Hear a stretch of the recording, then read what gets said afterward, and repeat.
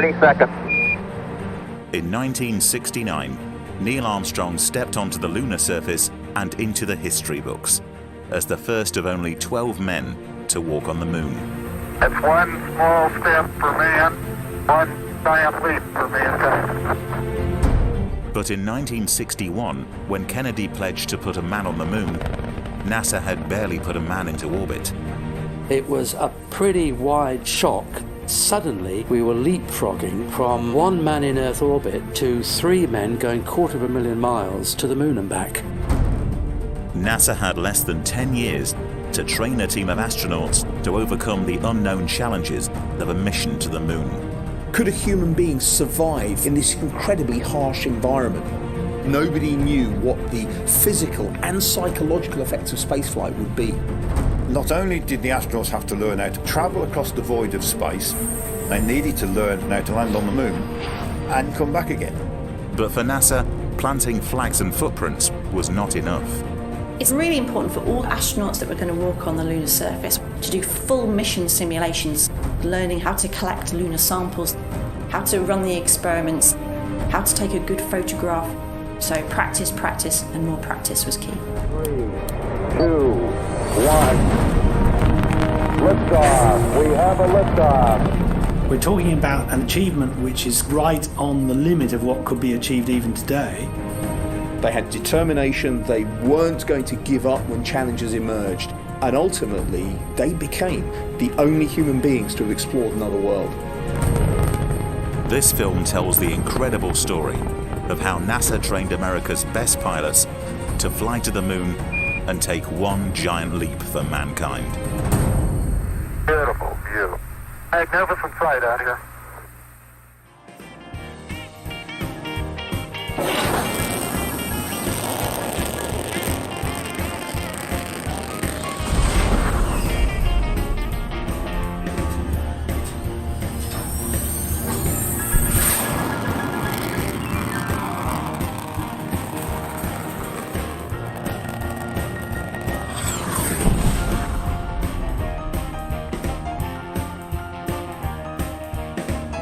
In 1958, the Cold War gathers momentum and the US Army continues to pioneer missile technology. But NASA's focus is on a different goal. Just 1 year after Sputnik goes into orbit, America's newly created space agency publicly announces their first space program, Project Mercury. The goal, to put a man into Earth orbit before the Soviets. Mercury was vital in order to demonstrate that Americans could go into space in the technology designed by American aerospace companies. We need to remember that more than 50 years ago, the global landscape was dominated by this geopolitical battle between two competing ideologies. We had the Soviet Union and communism, we had the United States and capitalism, and Mercury was the American program to push the Americans ahead to reach this milestone. The search for astronauts begins. NASA needs pilots capable of meeting the unknown challenges of manned spaceflight, so they turn to America's best. The military had done a lot of testing on high altitude, high risk stratospheric research.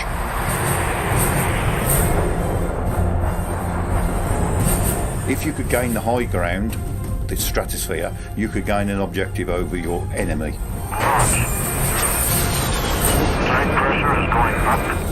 The test pilot would push an aircraft to the limit of its design capabilities, called the envelope.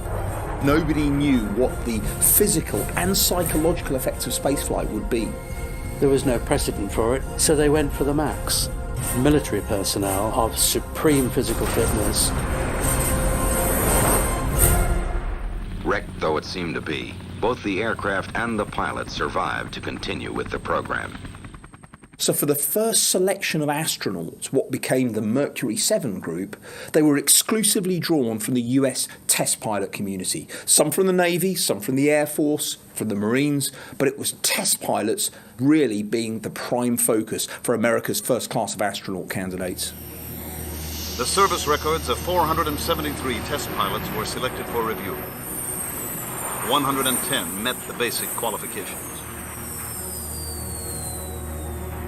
Each must be a graduate of a Navy or Air Force test pilot school, 1,500 hours of flight time, qualified in jet aircraft, an engineering background, younger than 40 at the time of selection, and 5 feet 11 or less. NASA whittles down 110 candidates to a final 32.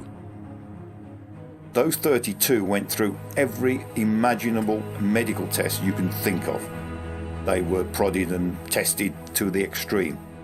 Nobody really knew what these guys would encounter. Nobody knew if you could swallow food in space. They didn't know if the heart would operate normally, if blood could be pumped around. This is where pilots were very much a part of the physical exploration of what humans were capable of. They literally were guinea pigs, and so every conceivable test and every probing into every orifice some you didn't know you even had to be imposed upon the astronaut selections before the first crews went into space. They were selected for their skills, their endurance, their physical conditions, their mental state. They were the top, they were the cream of the cream. They were looking for people at the peak of their fitness and how they would respond physically to the marginal environments that manned spaceflight would provide them with.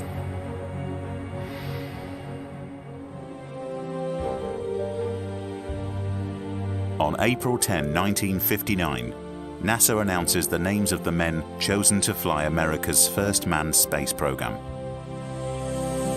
Alan Shepard, Gus Grissom, John Glenn, Scott Carpenter, Wally Schirra, Gordon Cooper, and Deke Slayton become known as the Mercury 7. They instantly shoot to fame as national heroes, set to conquer the new frontier of space.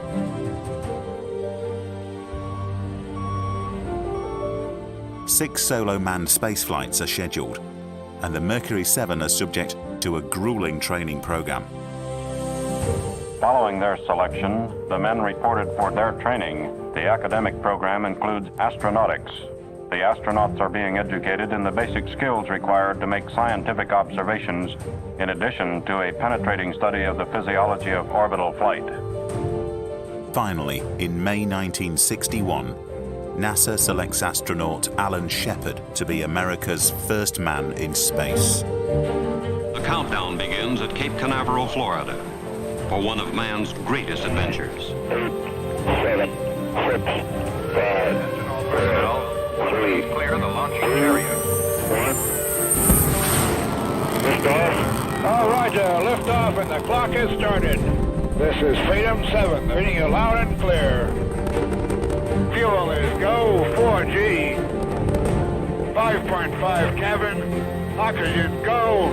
All systems are go. What a beautiful view.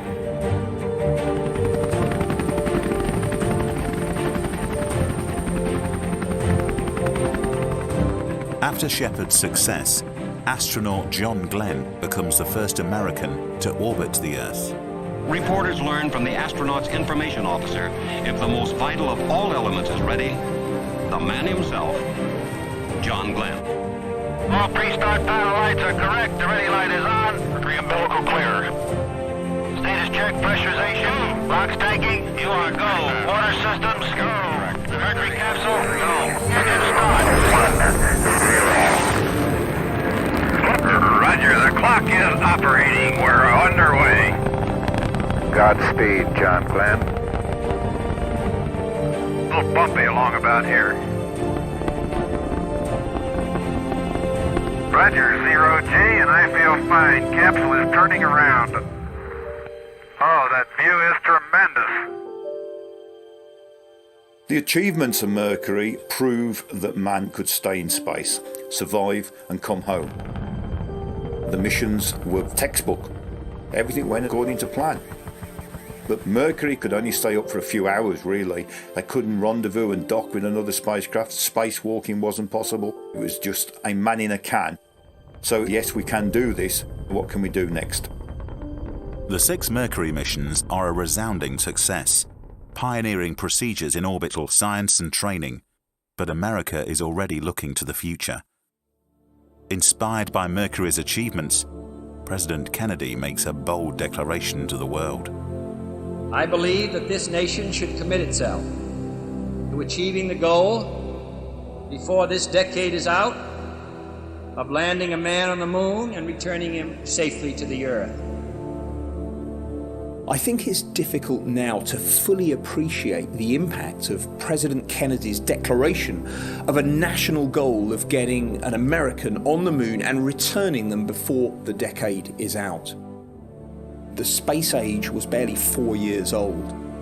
The Americans were behind the Soviet Union in what they're trying to achieve, and suddenly they're being told that within 10 years they've got to achieve what to many people seemed impossible. It was a pretty wide shock that suddenly we were leapfrogging from 1 man in Earth orbit for no more than a day and a half to 3 men going 250,000 miles on a 2-week mission to the moon and back. That was a pretty hefty shock. There were an awful lot of unknowns that had to be faced, that had to be planned for, and an awful lot of test flying, but in the environment of space, that had to be achieved. What seemed to be pushing the engineering boundaries very quickly became reality in this magical period of space exploration. I look at what was achieved between 1961 and 1970, and I still have this dreamlike sense of disbelief. Not that it happened, but the pace at which people were looking at the challenges and the way in which they were facing those challenges and moving rapidly on to the next step. If NASA is to meet Kennedy's ambitious target by the end of the decade, they need a more advanced space program that will pave a flight path to the moon. The Apollo program is born. But with spaceflight in its infancy, a mission to the moon presents colossal challenges. Apart from designing and building the new Apollo mission hardware, NASA will require a new breed of astronaut to meet the unprecedented complexity of a lunar mission. Before taking even a single step on the moon's surface, these Apollo astronauts will need to fly with pinpoint precision over 250,000 miles through deep space, execute critical docking and navigation maneuvers, gently touch down at an unfamiliar and hostile landing site, before returning safely to the Earth. Quite literally one giant leap for NASA after just 6 solo Earth orbits. To bridge the technological void between Project Mercury and the Apollo program, NASA announces Project Gemini, a more advanced 2-man space program. 10 Gemini flights between 1965 and 1966 will provide the first real steps towards training Apollo astronauts for a moon mission. In the race to the moon, many people overlook Gemini, and yet without the 10 manned Gemini missions, we wouldn't have got to the moon by 1970. Every aspect of the methodology that was needed to get to the moon had to be rehearsed in a low Earth orbit, and those challenges were considerable. Could a human being survive 2 weeks in this microgravity environment? How do you get 2 spacecraft to rendezvous and dock in orbit while they're traveling thousands of miles an hour? How do you rehearse the techniques that would enable a human being to survive outside their spacecraft in this incredibly harsh environment? Now, back in the days of Mercury, none of this had been rehearsed, so in pretty short order, the Gemini spacecraft was designed. 16 Gemini astronauts are chosen for advanced training. Gus Grissom, Wally Schirra, and Gordon Cooper graduate from the Mercury project, while 13 newly selected astronauts will join the program. All military test pilots with advanced engineering degrees, with the exception of Neil Armstrong, a civilian test pilot already working for NASA. The 3 categories of piloting skills, engineering knowledge, and academic capabilities are all very important, but by the time we get to the Gemini program, you really began to major on engineering requirements and engineering skills, because you were going to be testing the very things that would underpin the Apollo program in an engineering fashion. The design and construction of the Gemini mission hardware is underway. The two-man Gemini spacecraft will be more complex than the Mercury capsule. Using familiar aircraft instrumentation and advanced flight controls, Gemini astronauts will be able to manually fly this spacecraft in orbit. When the Gemini spacecraft was designed for two astronauts, it had an incredible amount of capability in terms of maneuverability, but also in terms of longevity. And that's where Gemini can really be regarded as the pilot spacecraft. And the astronauts at the time were intimately involved in designing the systems as well as some of the future capabilities, not only of Apollo, but of Gemini as well. One of the main objectives of the Gemini project is to perfect the art of spacewalking. If a man is to walk on the surface of the Moon, he must first leave the safety of his spacecraft. Gemini astronauts are the first to train for these specialized spacewalks, known as EVAs, extravehicular activities. Learning to survive and work outside the capsule is NASA's top priority. Training for spacewalking is complicated when you're on Earth in a gravity environment. Initially, the astronauts would go through training on what they called air-bearing floors, where they're on a platform that's on a shiny surface, basically a big table, and air is pumped underneath the platform and you glide across the table. Astronauts practice using the handheld maneuvering unit, known as the zip gun, a device that allows an astronaut to fire pressurized oxygen from small jets to control his speed and direction in space. NASA also increases its zero-G training to simulate the weightlessness of space. The best way to practice in zero gravity is in what was known as the Vomit Comet, which was an aeroplane, a KC-135, with all the seats stripped out, and they would perform a parabolic curve. After a pull-up at 2.5 G, a 35-degree climb results in 15 seconds at 0 G. The maneuver ends with a 35-degree dive and pull-out at 10,500 feet. For between 20 and 30 seconds, you can effectively create the weightless condition.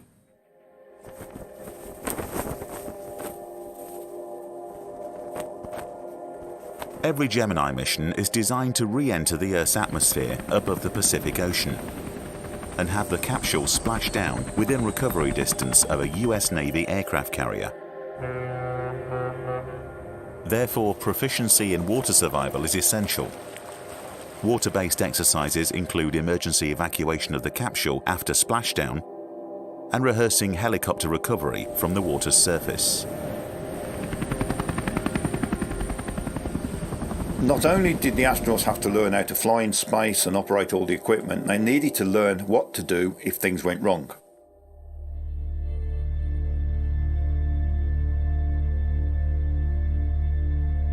In the event of an emergency re-entry to Earth, the Gemini capsule may land in a desert or remote jungle instead of the desired water landing. As an added safety precaution, NASA puts the astronauts through rigorous wilderness survival training.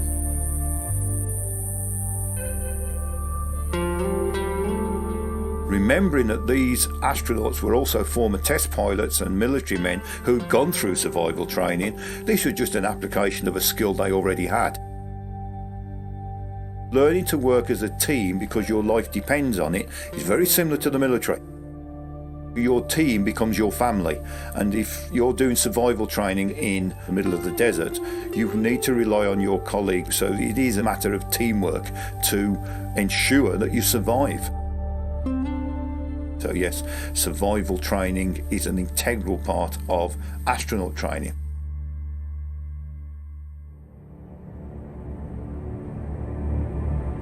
On March 23, 1965, Mercury veteran Gus Grissom and John Young prepare to fly the first two-manned Gemini mission. This is Gemini Control. The count, T-minus 1 minute, T-minus 60 seconds, and counting. Its primary objective, to test fly the new fully maneuverable Gemini spacecraft. Capcom, AFD voice check. Nice. Can I have mass clear? We are go. Roger, left clear. 30 seconds. 30 seconds to fast speed. 10, 9, 8, 7, 6, 5, 4, 3, 2, 1. Motion lift off. That's your clock started. There's the roll program. Roger, roll. You're on your way, Molly Brown. Yeah, man.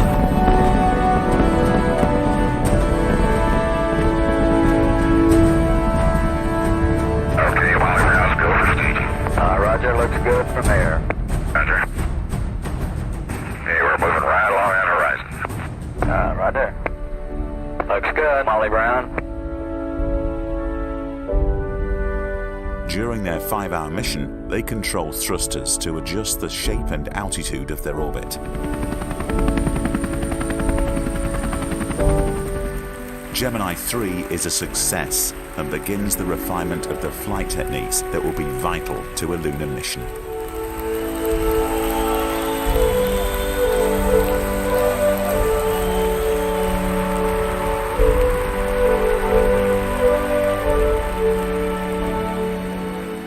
In June 1965, astronauts Ed White and Jim McDivitt fly Gemini 4.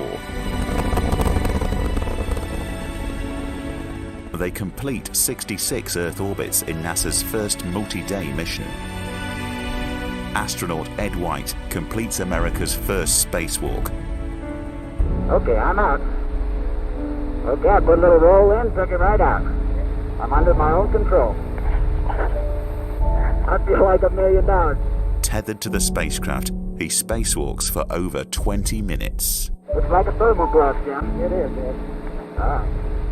Now I've come above the spacecraft. Okay, I'm coming over. Okay. This is the greatest experience. It's just tremendous.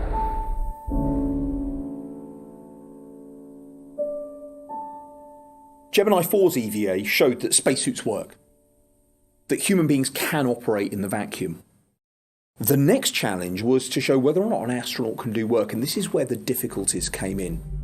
Geminis 9, Gemini 10, Gemini 11, Gemini 12, 4 missions to try to rehearse what's it going to be like to do physical tasks in space. And this environment is unforgiving.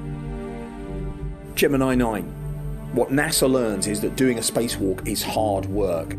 Eugene Cernan, who ended up being the last man on the moon, this was his first spaceflight, and he lost nearly a stone of weight, so something like 5 or 6 kilograms of sweat in his spacesuit, and barely managed to get back to the Gemini capsule in one piece. Gemini 10, Gemini 11, on those missions, as soon as the astronauts had to perform tasks, their spacesuits were overheating, they were realizing it required an incredible amount of muscular effort, and those challenges were really accumulating. If NASA can't solve these EVA challenges, they will never put a man on the moon. The final Gemini spacewalk falls on the shoulders of rookie astronaut Buzz Aldrin. An experienced scuba diver, Aldrin spearheads a new underwater training program known as neutral buoyancy.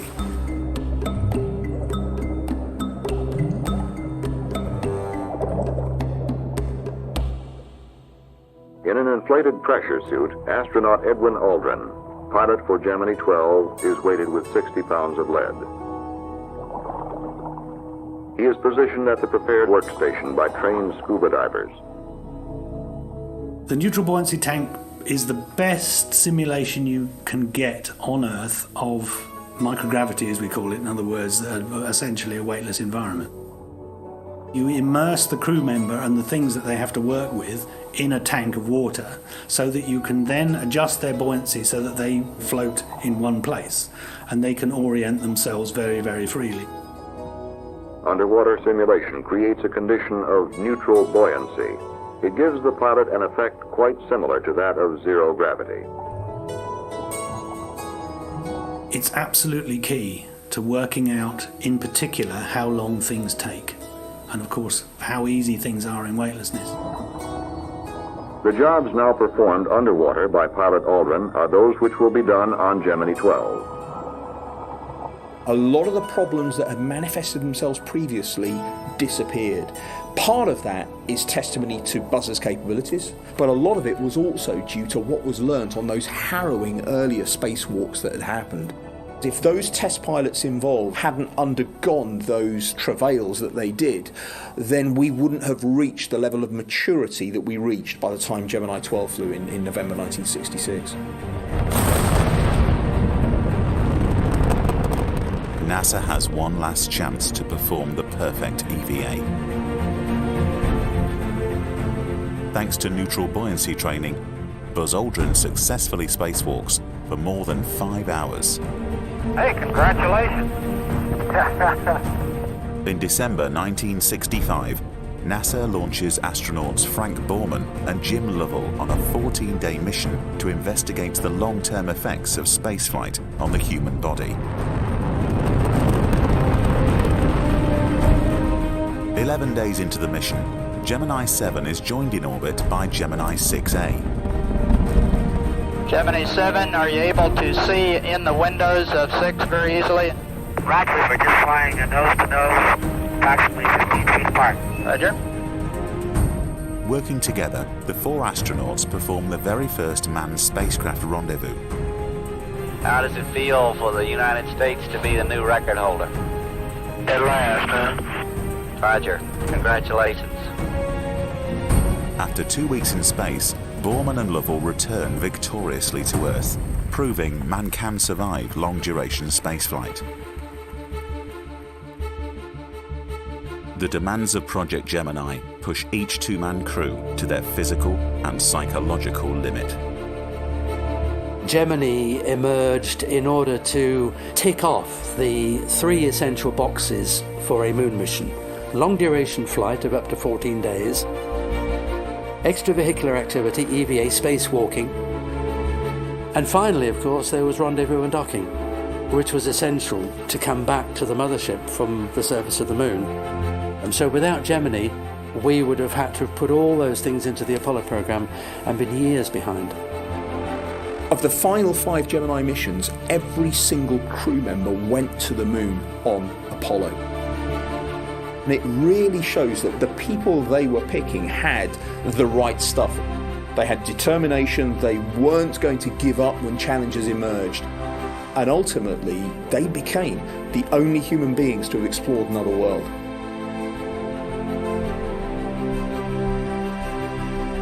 President Kennedy's deadline is now less than 4 years away. All attention must focus on the colossal challenge of the Apollo program and landing a man on the moon before the decade is out. By the time the Gemini program closes, the design and construction of the Apollo hardware is well underway, incorporating all the necessary capabilities to perform and support a lunar mission. These immensely technical machines will need highly trained astronauts to pilot them. Suddenly, you've got a spacecraft system that has got 2 independent spacecraft that are critical elements.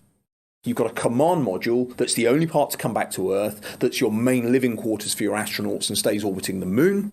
And then you've got your lunar module, this incredibly flimsy and yet capable vehicle that gets 2 astronauts down to the lunar surface and back again to rendezvous with the command module orbiting.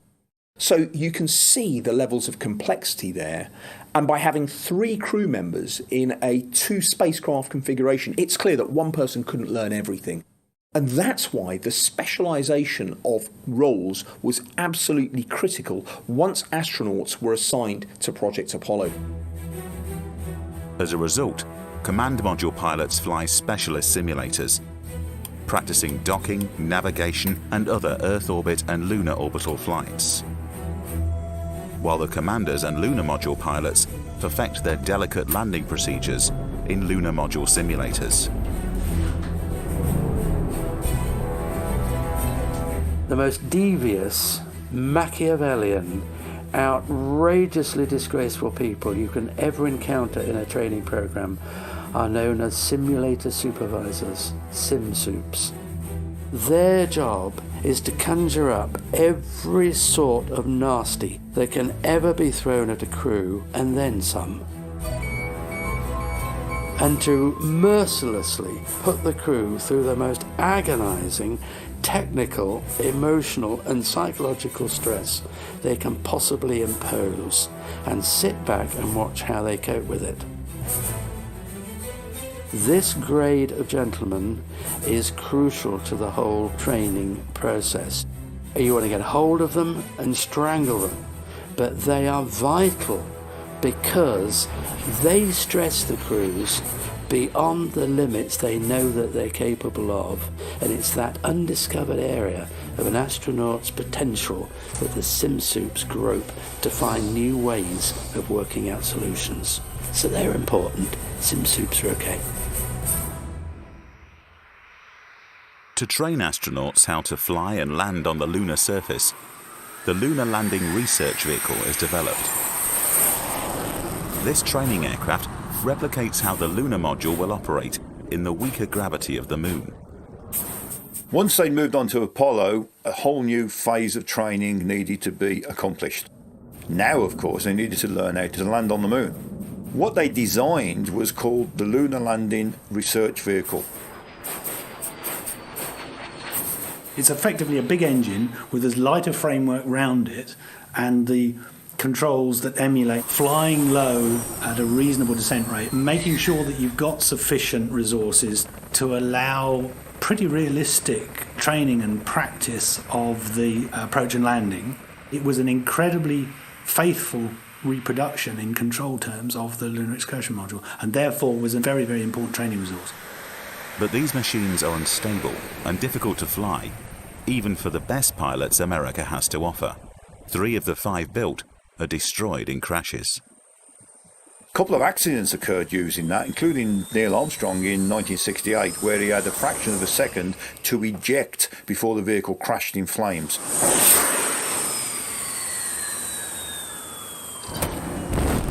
So it's a highly dangerous vehicle, and certainly that training on the Lunar Landing Research Vehicle helped prepare the astronauts who flew the lunar module for landing on the moon. However, landing is not enough. Once down on the moon, astronauts will have to exit their spacecraft and walk on the lunar surface. Project Apollo was about getting to the moon and operating on the lunar surface. The difference on the lunar surface is that you got 1/6 of the gravity field strength as on Earth. So it was realised that somehow we need to be able to replicate 1/6 gravity conditions.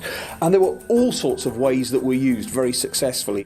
One of the most dramatic ones was suspending from a rig where you lie horizontally and you walk along a wall, suspended by a series of bungees.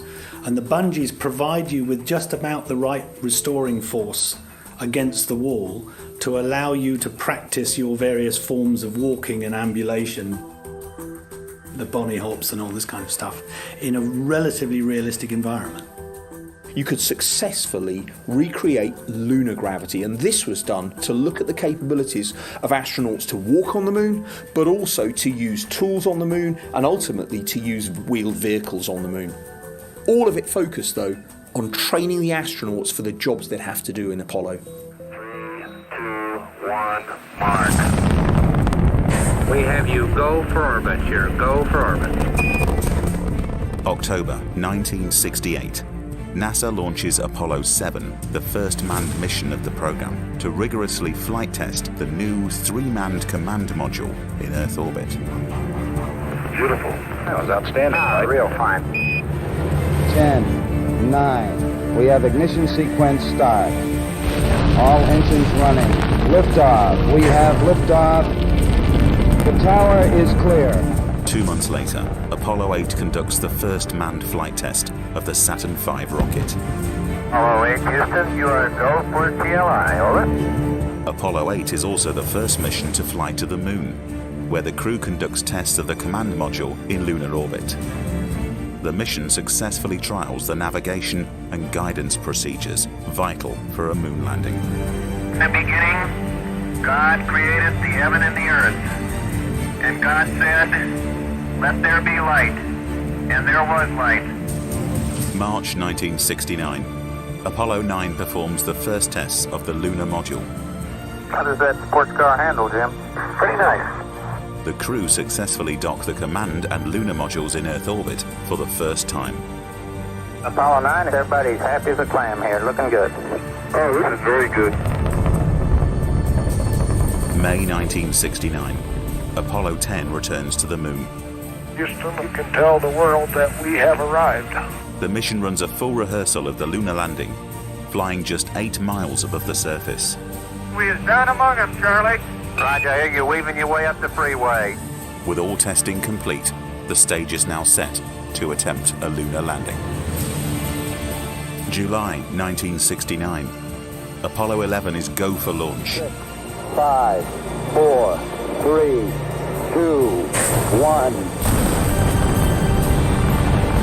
Liftoff. We have a liftoff. Stand by for 1 Bravo. 1 Bravo. That's good, Fly. Real good. 4 forward, drifting to the right a little. Okay, engine stop. Houston, the Eagle has landed. We copy you down, Eagle. That's one small step for man, one giant leap for mankind. After almost a decade of dedication, NASA has won the race to the moon. And astronauts Neil Armstrong and Buzz Aldrin become the first of only 12 men to walk on the lunar surface. Apollo 11 was a great achievement for NASA because it demonstrated that the mission plan and the way in which the program had laid out all the various steps and the technologies and the hardware did actually work for real. So it was an engineering verification.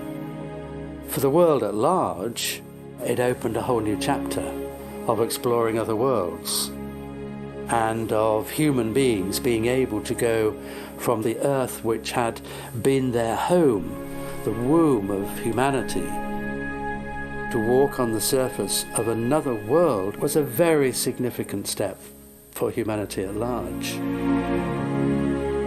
Although the space race is politically driven, the scientific benefits of Kennedy's goal are not lost on NASA. If astronauts can survey and sample the lunar surface, mankind's understanding of the moon, the Earth, and the solar system will be greatly enhanced. After the success of Apollo 11, NASA schedules 6 more landing missions. Each mission has its own scientific objectives, and NASA accelerates the scientific training for the astronaut corps. It's really important for all astronauts that were going to walk on the lunar surface, whether they had a test pilot background or a scientific background, to be trained in the art of recognising different rocks. So they underwent a series of extensive training programs in places like the Grand Canyon. They even went to Iceland and Hawaii to look at lava fields, where they were trained by very eminent geologists on how to recognise different rocks, how to interpret the age relationships between different rocks. They also had a lot of classroom exercises where they looked at rocks under the microscope and in hand specimens.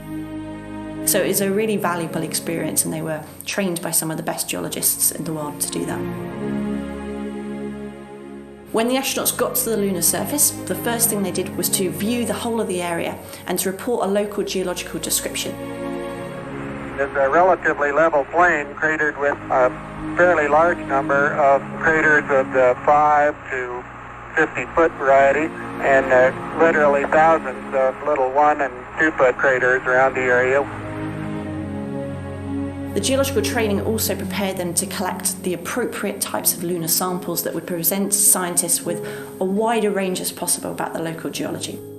It's obviously very cohesive because the bottom of the core is not smooth, it's very jaggedy and fragmental-like. Got it. Okay. What are you working on, Jack? I'm taking a pan.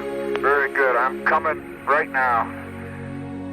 After the Apollo samples were returned to Earth, NASA and the USA decided to share some of that material with the rest of the world so that they could feel that they were part of this great exploration efforts. You know, we went to the moon as one mankind as opposed to one nation, so to speak.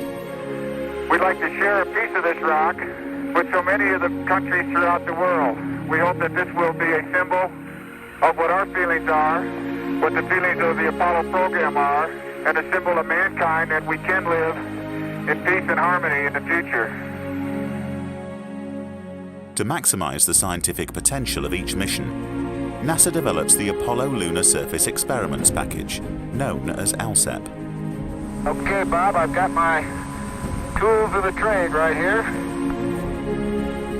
These experiment packages were designed by scientists who wanted to address really key and interesting questions about the moon, such as what the lunar interior is like, if it has moonquakes, the interaction between the lunar surface and the surrounding space environment.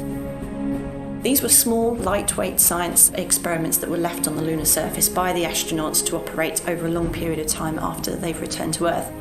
And they were trained to deploy them back on Earth prior to going to the moon. I'm gonna go deploy an ALSEP. Have at it. First I gotta find an ALSEP site. Well, we're off to see the wizard. ALSEP is the experiments that keep on giving. In fact, the lunar laser ranging stations are still studied at the present day. So ALSEP is an incredibly important part of the Apollo missions. Alongside their scientific and geological training, all Apollo astronauts receive exhaustive photographic instruction. The photography was clearly going to be very, very important on the mission, both to document it, as well as a record of the mission for people back on Earth. Photo documentation for geological purposes, for sample analysis, photographing in situ a rock before you moved it. Then after you lift the sample, you have to photograph and document the place it's come from, so you get a reference. You know, you didn't expect to see anything crawl out from under that rock, but if there was, you wanted a picture of it. Context is everything in geology. So when we have a hand specimen sample, we want to know the bigger picture. On the moon, this is really important because all the rocks that were collected, they've been thrown to their present locations by impactors or other types of complicated processes. So by taking a photograph of the sample on the lunar surface, we could understand where that rock's originated from and what that tells us about the local geology. When crews visit geological sites on Earth, they also practice with the body-mounted cameras that will use on the moon. The body-mounted cameras were very difficult to use, mainly because of the constraints of the suit. The principal problem is sighting the camera. You have a helmet on, and the helmet is effectively joined to the suit more or less at your neck, so you can move your head, but the helmet doesn't move. You can't even look down into the viewfinder. So it was really about learning by dead reckoning how to position the camera in front of them, and it took a long time. As the missions progressed, it got a lot more sophisticated, and the training that was required for that was quite considerable as well. Some of the crew did it better than others, and some were more natural photographers than others. But there was a lot of training that went on in that area, but with varied results. Some of the photographs from Apollo that look back at the Earth were some of the best things that happened on the space program. The legacy created the environment movement. The pale blue dot floating in space turned people's imagination, saying, wow, we need to look after this planet. I think we've seen as much in 10 days as most people see in 10 lifetimes.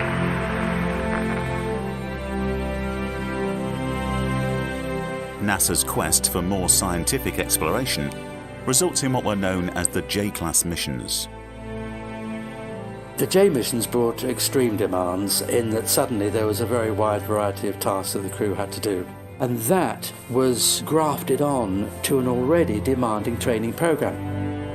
It's interesting how we came to have more science within these manned missions, because initially NASA felt that these were largely engineering ventures, and there was pressure from the outside. There was the National Academy of Sciences in America that was constantly banging on the door of NASA.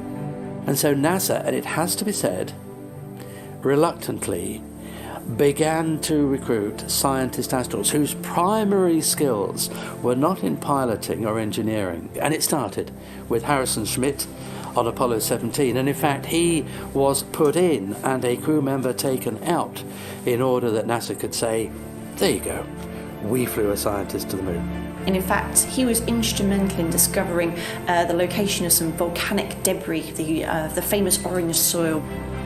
There is orange soil. Well, don't move it till I see it. It's all over. Hey, it is! I can see it from here. It's orange. Fantastic, sports fans. That is really orange. Having a geologist there really helped for serendipitous discoveries and recognising rock types that maybe some of the other astronauts wouldn't be trained to recognise. Schmidt certainly has left a legacy for the training of scientific astronauts, and as NASA's planning to go back to the moon and to go to asteroids and Mars in the future, I have no doubt that geologists will be part of that exciting experience so that we can maximise the scientific return from these landed exploration missions.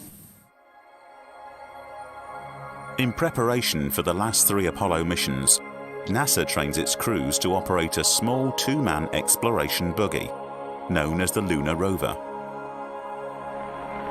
Man, this is a fun ride. My gosh, this is really something. Man, you are really bouncing. Yahoo!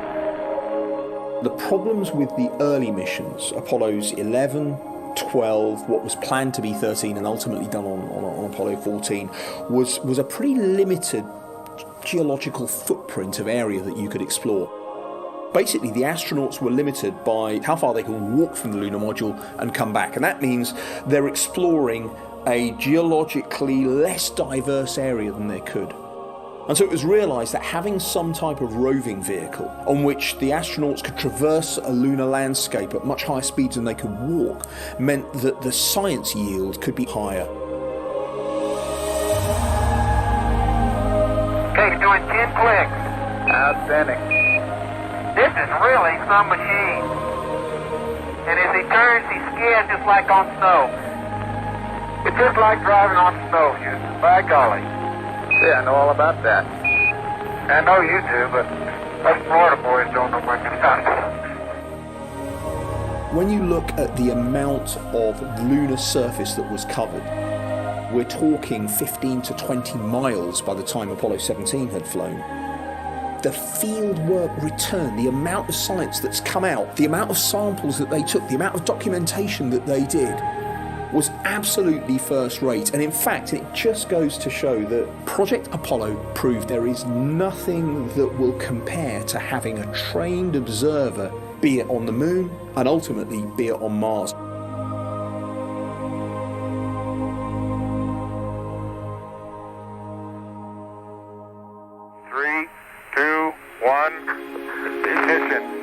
Right away, Houston. Take your final look at the valley towards Central. As Apollo 17 lifts off the moon's surface on December 14, 1972, it not only signified the end of the Apollo program, but the greatest chapter in the history of human exploration. When President Kennedy pledged to put a man on the moon, NASA had barely put a man into orbit. Yet little more than a decade later, NASA had successfully crossed the vast technological gap between Project Mercury and Apollo and the vast ocean of space between the Earth and the Moon.